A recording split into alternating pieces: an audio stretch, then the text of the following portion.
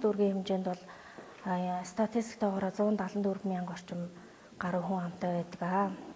За эндээс бол эхний 11 сарын байдлаар 27 мянга гаруй иргэд одоо бэлгийн замыг илрүүлэх шинжилгээнүүдээ хамрагдсан байна. Энэ шинэ тохиолдол бол 180-ыг илрүүлж одоо эмчийн хяналтанд авсан байгаа. Хаан уул дүүргийн иргэдтэй хандаж хэлэхэд 16 өрхийн эрүүл мэндийн төв, дүүргийн эрүүл мэндийн төв дээр сайн дураараа зөвлөгөө шинжилгээнд хамрагдах боломжтой. Бас аж ахуй нэгжүүд одоо байгууллагуудаас сургалт авъя, үзлэг шинжилгээ хамруулъя гэвэл манай сайн дурын зөвлөгөө шинжилгээний ажилчид бол одоо хурж очиод үйлчлэхэд бэлэн бид ажиллаж байна. За нийт ард иргэдтэй хэлэхэд бол эмч мэргэжлэнүүд айлч харьяал харгалзахгүйгээр айлч дүүргийн эрүүл мэндийн төвийн бэлгийн замын кабинет болон өрхийн эрүүл мэндийн төв дээр хандаад сайн дураараа зөвлөгөө шинжилгээнд хамрагдах боломжтой байгаа.